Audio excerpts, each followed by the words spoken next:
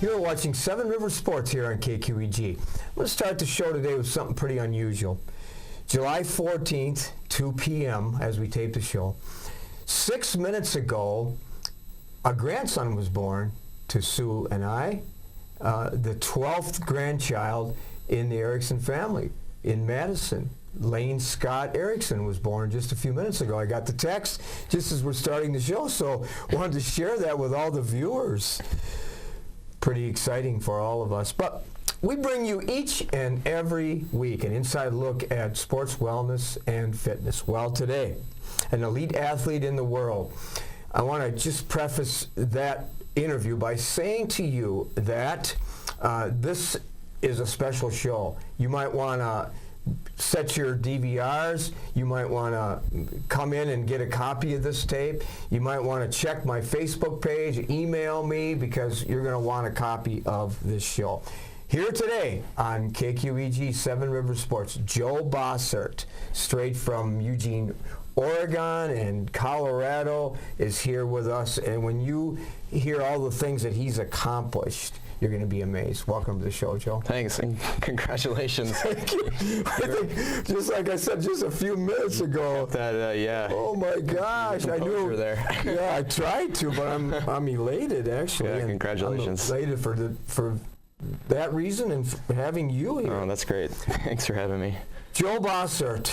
I mean, we could spend the most of the show talking about his accomplishments at the University of Colorado. 6-time All-American, 10-time All-American Pac-12, and Big 12.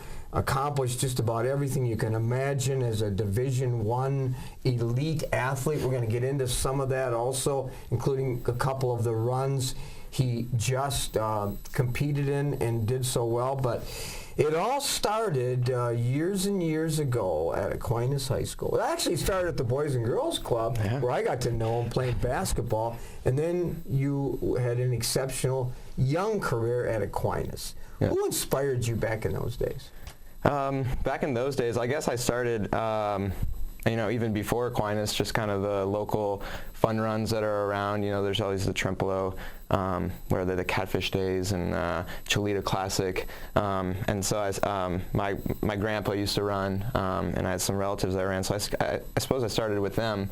And when you have a little success when you're young, you kind of just keep going because it's fun, right? And then moving on into Aquinas, I had some great teammates along the way. You remember Zach Wilhelmy was an incredible local runner and competed well at UWL. And it just kind of rolled from there. And I think there were not one specific person that really inspired me, but a lot of people along the way that you just see, doing things that you want to do, whether it was someone just a year older than me. I remember my freshman year at Aquinas, Connor Lonning was a senior or a junior at the time, and I just went on runs with him, and I thought he was incredible at the time, and I mean, he's still, he was one of my first kind of mentors that I looked up to as a runner, and then every year there was someone new to look up to and to admire. And then from there you went to Crested Butte Academy and finished your high school, and you had success there too? Yeah, that was it was a combination of wanting to try something new and also furthering my running career. It happened to work out that I was able to continue running after high school and into college after my time in Crested Butte, and that was a very unique experience. It was Crested Butte's a small town, 1,500 people, and sits right in the middle of the Rocky Mountains at 9,000 feet of elevation. It's a stunning, picturesque town. And again, there were more people there that I met that were just pushing the bar. I went to school with a lot of skiers and snowboarders, people that have competed in the Olympics and X Games, and just seeing their dedication and willing to push themselves, and it wasn't even, they weren't runners, but just people in sports and people just doing things in general, living their life to the fullest was something very that I thought was really cool. Inspired, obviously. Inspired and by people that raised your bar too, perhaps? Sure. Yeah, and it's just anyone really doing something that I can tell that you can tell when someone's doing something they absolutely enjoy and love doing, and just seeing that I want to have that same feeling that those types have, and they seem to be very successful in life when you see someone like that, and so I wanted to emulate what the people I met out in Colorado and along the way. Just as a review, 10-time All-American. I mean, I think very few people in this area watching this show have any idea of the accomplishments that you had in the Pac-10, the Big 12, and plus, you didn't, like many college athletes, you didn't forsake and minimize the importance of academics because you're on the Big 12 honor roll, academic All-American. So you put that at the same level as your athletic dedication. Yeah, well, you can't do one without the other. If you're struggling in school, you're going to struggle on the field or in whatever you're doing in athletics. Or if you're struggling in athletics, you're probably going to be, there's probably something going on, and you may struggle in school. So they both have to be on par with each other. That's really the only way I think to compete or to attend when you're attending a university like that. Then throw in, you have a scholarship there. There's people kind of counting on you. You have a responsibility to your team and to the people that got you to that point, right? So that's the way I looked at it. And I enjoyed my time at school, and I enjoyed my time running and in sports and Division I athletics, and a conference like the Pac-12 and prior to that the Big 12 it's serious business, and you can't be. If you're stressing out and doing poorly on the school side, it's going to reflect your performance on the field. And so, making sure I was taking care of that aspect of it was huge in, I think, the success of competing. In your bachelor's degree in accounting, or in finance and accounting, and then a master's degree also. Yeah, in accounting. I was around school for a while. I had a couple injuries, so I had a redshirt year, but I was given all the keys to success at the University of Colorado. It was an incredible program and great people around me, and it was a very fortunate thing to be a part of, and I tried to take advantage of it the best I could. Some defining moments. We talked about some of your accomplishments. Again, All-American athlete, 12 times. 10 times, 12 times in won conference championships, cross-country track. Some defining moments, along with some injuries also, some setbacks. Mm-hmm. Yeah, it was not a smooth road. It was not a straight path at all. Even just starting at Aquinas, I didn't win. I don't think I won any conference titles when I was at Aquinas, and I was generally the second guy on the team. And then even through Crested Butte, it was getting better, and I just was good enough to get to the CU team. I was essentially a walk-on, and I got a tiny scholarship right before I showed up because I ran well late in my senior year, and so I worked my way through the program by just kind of earning my spot, I guess. Along the way, yes, I had 2 surgeries to repair torn labrums in my hips. It was a long process. Again, I only was able to come back because I had the support of University of Colorado and that sort of and the people there backing me. There have been plenty of ups and downs. I've had bad races. I've had good races, good seasons, bad seasons. But you kind of just keep going and keep your head down, and you tend to find that it works out, if you just keep plowing forward. Well, various life lessons so far. We're going to have more life lessons and teachable moments throughout this interview. But one of the life lessons that I noticed when you talked about your high school was that you were kind of flew under the radar. You really weren't probably a high-profile elite high school athlete, but you knew you had the potential and you took it to another level. Yeah, I think. I played multiple sports throughout, my childhood and growing up. I played basketball all 4 years. I played basketball in Crested Butte when I was out there too, and we went to a state tournament, a small school division, and I think maybe that was part of. I didn't put all my eggs in one basket early on, and I think that's important for a lot of young people. Is to develop yourself and be a well-rounded person and an athlete that if you start too soon, kind of specializing in one event, I think the research shows that there's tends to be a bigger plateau, earlier on than if you kind of stay well-rounded, try a bunch of things. Maybe you aren't as good early on, but there's a lot more development to be had when you're ready to put in the work and put in and really specialize on one thing. And so yeah, I mean, there's a whole variety of reasons maybe why I wasn't as good in high school as many of my classmates at CU or my teammates at CU were, or just in general in the country. But I never really thought I was an underdog. I guess I just thought, I'll get there. I saw where people were, where they were ahead of me, and I always felt like I'll beat them, or I can run with them. So you had that inner drive, you had that inner spirit, you had that confidence. But you talked about the other life lesson too, and we can maybe build on this in the second part of the show. But elite athletes, I read an article recently about how sometimes elite athletes get to a certain level and they don't listen to their body. They're so goal-orientated. They're so driven that their injuries have an emotional shock to them, and sometimes they can't recover. Did you experience any of that? Sure, yeah, and I especially saw it with teammates, and it's when you're as dedicated to your craft as I guess as especially distance runners are. They're kind of obsessive about it. When you get kind of hung up on an injury or whatever it might be, it can be pretty devastating, and especially when you see your season slipping away or something like that. And yeah, I've had some difficult times with injuries, and have learned from that. I've learned to listen to my body more, and I've learned to listen to that you don't have to, be pushing yourself to the limit day in, day out. It's about consistency. It's about just being there, putting in the necessary work, but not overdoing it. Is that kind of your DNA? Knowing your family like I do, you're extremely driven and goal-orientated?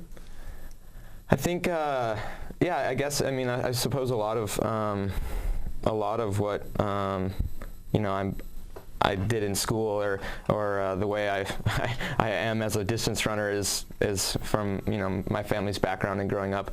I think I just got on. I found something I like to do, and I found something I was semi good at, and it was kind of all in from there. And once you start doing something, if you're not going to do it, full steam ahead, then why try? Exactly. Well, you demonstrate that. We're going to talk more about some recent achievements that Joe Bosshard has had, but we could talk on and on and on for a couple shows, but we're going to take a quick commercial break, and then we'll be back with more right after this. LASIK surgery at Mayo Clinic Health System. Well, I was very nearsighted. I couldn't see 3 feet in front of me without things being blurry, so I had to wear glasses. We screen patients. We try to make sure that they're appropriate candidates for LASIK, that their prescription is within the range, that it's reasonable to do it, that they have a good understanding of what they can expect, that they have a good understanding of what the benefits are and what the risks are. For more information on LASIK surgery, contact Mayo Clinic Health System. Welcome back to Seven River Sports again. Our guest today, All-American Division I runner from Colorado University, Joe Bosshard, ready to go to the Olympics. We're going to talk about that pretty quick too. You talked a little bit earlier before we went to break about giving the best and so on, and a couple of quotes that are me being a quasi long distance runner in the masters level. Masters is a loose term, doesn't mean great, it just means older division. A couple quotes that I live by, and one is George Sheehan, that kind of the father of running, said, "To give anything but your very best is to sacrifice the gift." Does that describe you? I think it describes anyone who's trying to achieve something great or find success. I think we're all given something, whether it's in athletics or your job or whatever it is, and you have opportunities. And if you're not all in on it, or if you're not totally putting yourself in a position to succeed and working hard at it, then you are giving up something. You're sacrificing the gift, or whatever you want to call it. There's opportunities present themselves, and if you're not ready to plow forward and put your head down and work, then I think it's often a mistake. How about this one?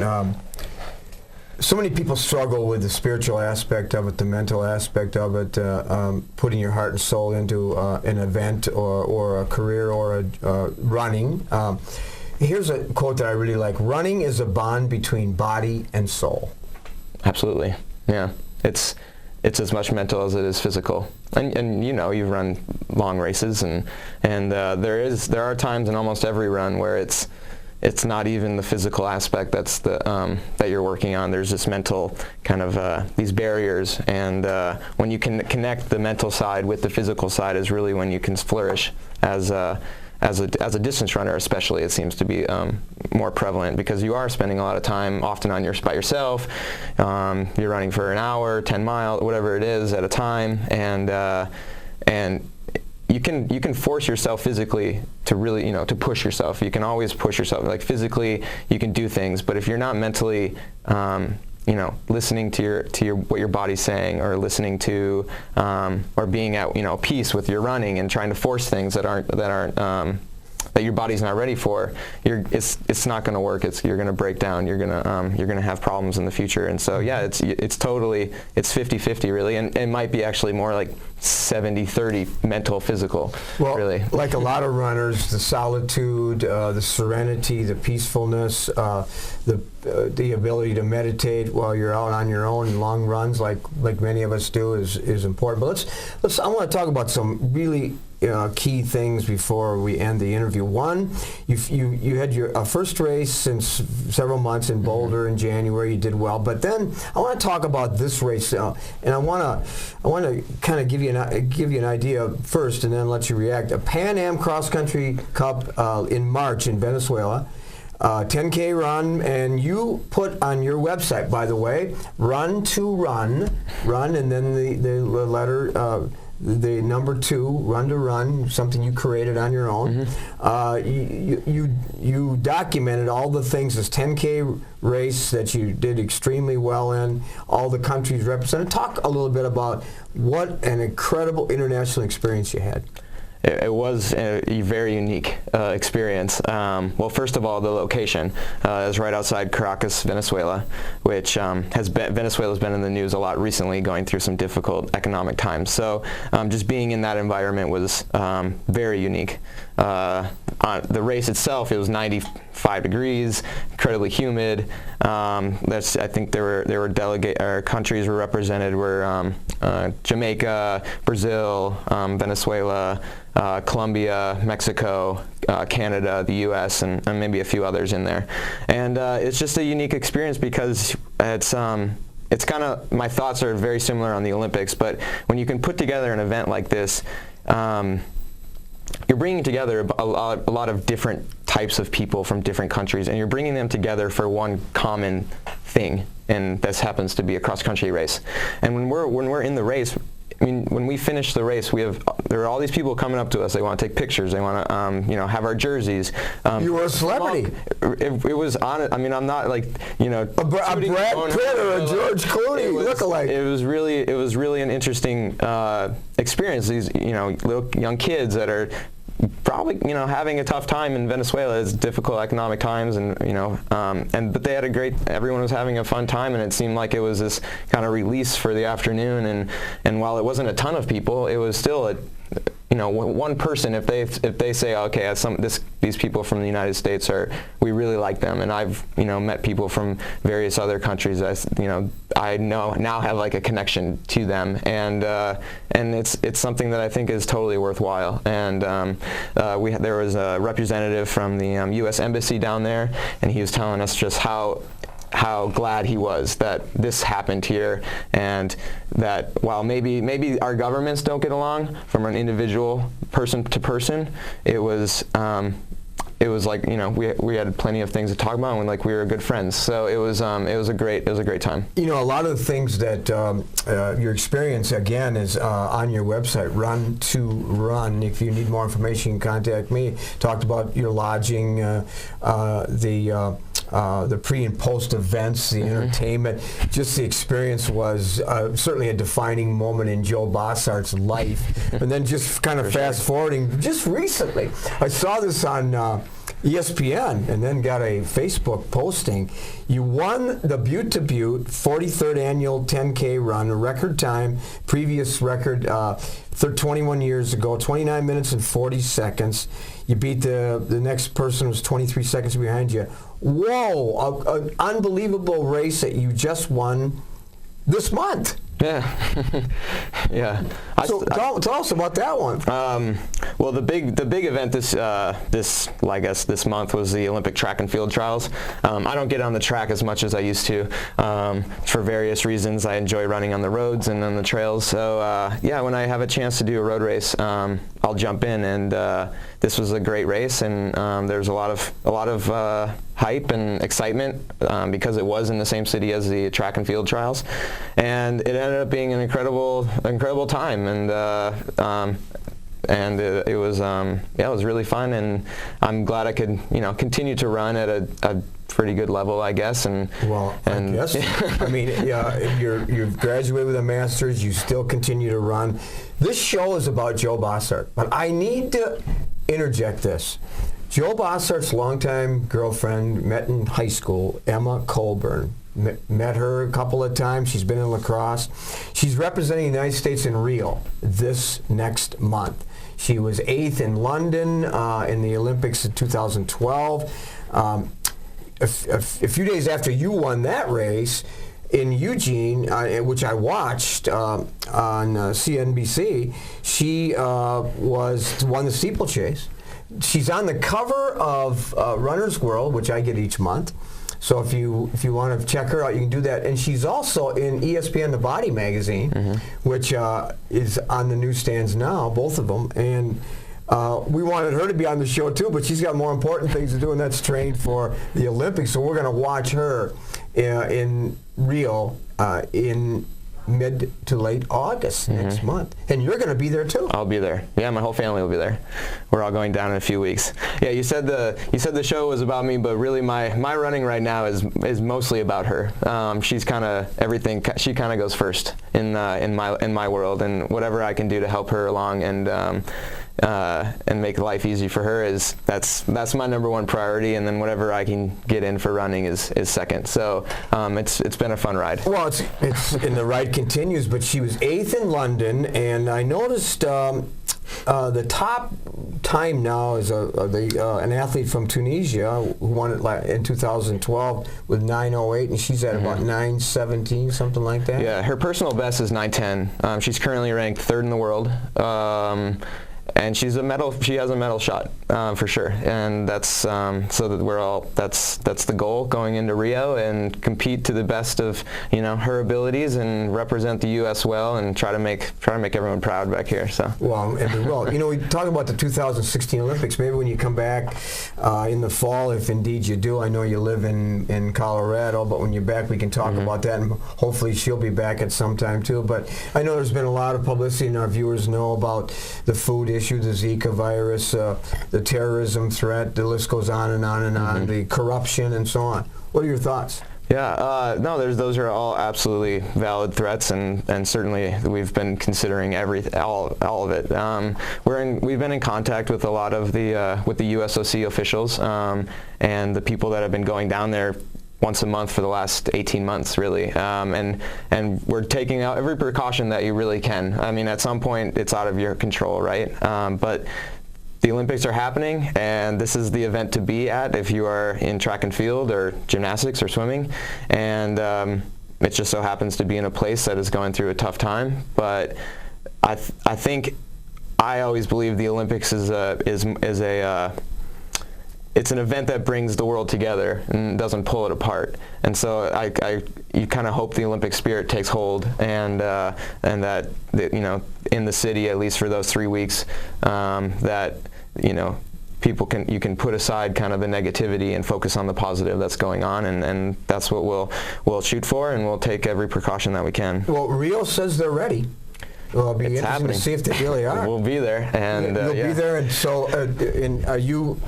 Obviously, she will be housed with the athletes, and will you be in the same area? Yeah. So she'll actually be staying a little bit. She actually will not be in the village the entire time. There's she will be staying in an apartment near there's a training track. The problem with Rio is it's a big city and then there's a big mountain in the middle of it. So logistics are a nightmare. So the village is on one side of the city. The track is on the other side, and it's like an hour and a half in between.